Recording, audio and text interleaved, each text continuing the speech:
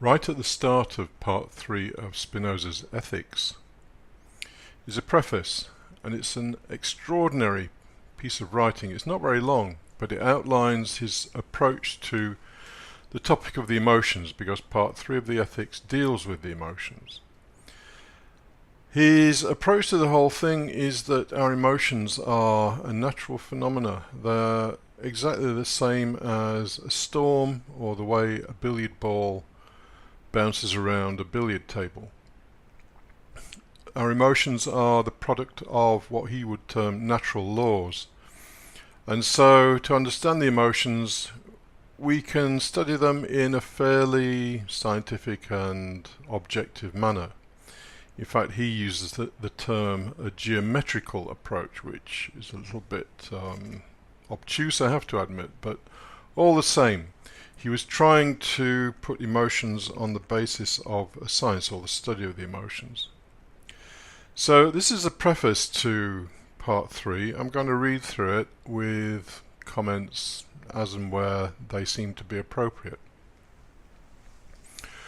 So he says, most of those who have written about the emotions and human conduct seem to be dealing not with natural phenomena that follow the common laws of nature, but with phenomena outside nature.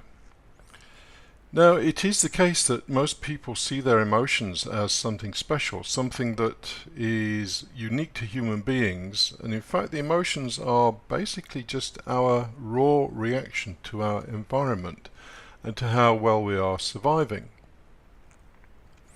So, on that basis, it might be possible to study the emotions in an objective kind of way, to look at how we are affected by one set of circumstances or another set of circumstances. Anyway, the study of the emotions is just as objective or as ideal for an objective treatment as study of anything else in Spinoza's world. And he says most people study the emotions as though they're outside of nature, as though we are some special kind of case. Anyway, he goes on, they appear to go so far as to conceive man in nature as a kingdom within a kingdom. And this is the human vanity, isn't it? That we believe that we are somehow outside of general nature, and hence our response to the environment is not something that just flows the way it flows as everything else does, but our emotions are very special, meaningful, and deserve some special kind of treatment.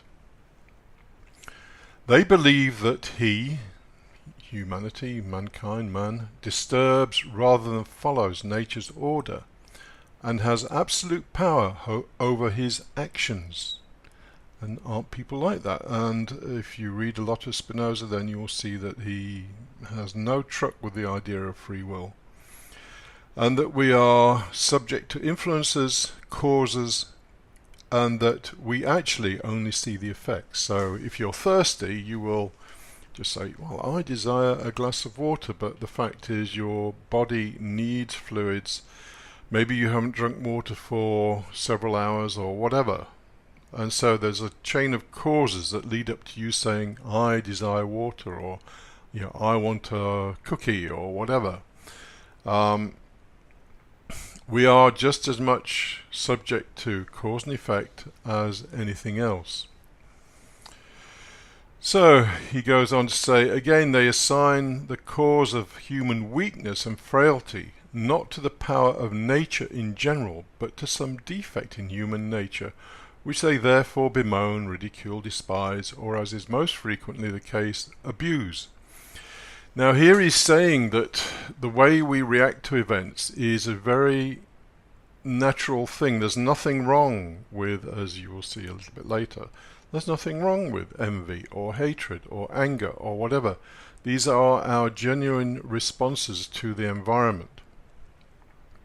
And when he says that people bemoan, ridicule, despise, or abuse, he's really talking about the religions. The religions look at the way men behave, and they set themselves on high and then judge what is happening or judge the way that people manifest and say you shouldn't do this and you should do that. And if someone is, for the sake of argument, greedy, then we look at it and we ridicule it. We don't see that actually the greed has a cause, and if that person could understand the cause, they might have more of an interest in doing something about it. That sounds like I'm being judgmental. It isn't. If someone is greedy, then there is just a set of circumstances that is driving them to behave in that kind of way. And no ridicule or bemoaning or whatever is applicable. That's just the way it is. He who can criticize the weakness of the human mind more eloquently or more shrilly is regarded as almost divinely inspired. Spinoza is very critical of religion, and he's having a direct dig here at the way people are priests, so-called gurus and so on and so forth. For Spinoza, well, the way we manifest is just the way we manifest. Nothing wrong with it. It might not be useful for us, so it might not be useful to be greedy. But that's a wholly different thing to it being wrong. Yet there have not been lacking outstanding figures who have written much that is excellent regarding the right conduct of life and have given to mankind very sage counsel, and we confess we owe much to their toil and industry. However, as far as I know, no one has defined the nature and strength of the emotions and the power of the mind in controlling them. I know, indeed, that the renowned Descartes, though he too believed that the mind has absolute power over its actions, does explain human emotions through their first causes, and has also zealously striven to show how the mind can have absolute control over the emotions. But in my opinion, he has shown nothing else but the brilliance of his own genius, as I shall demonstrate in due course. For I want now to return to those who prefer to abuse or deride the emotions and actions of men rather than to understand them. That word, understanding. I don't know what's happened in modern society. Maybe we've just been too influenced by the religions and philosophies of the East. But understanding is where the power is.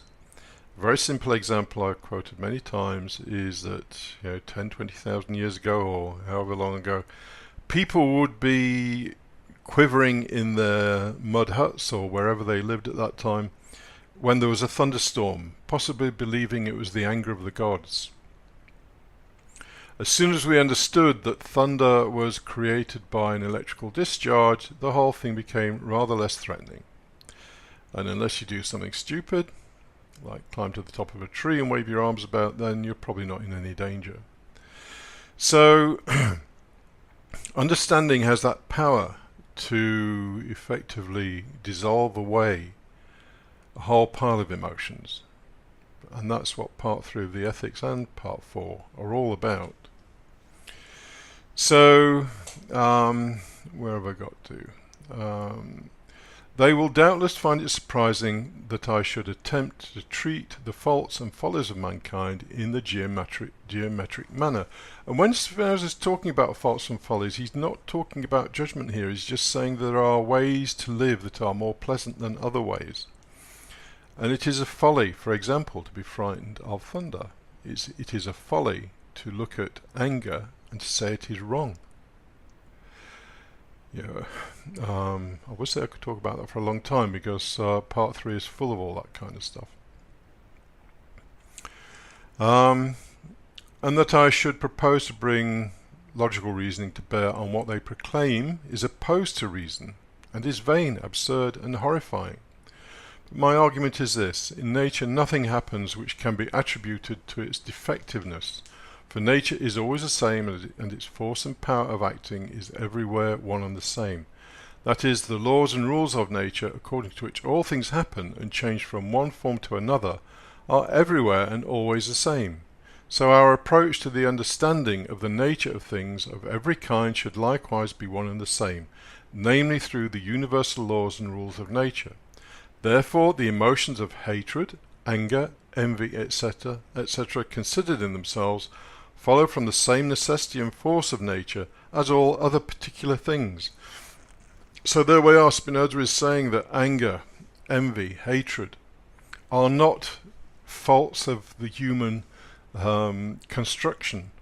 They are natural responses to the environment. Again, they might not be useful, but that's a wholly different matter.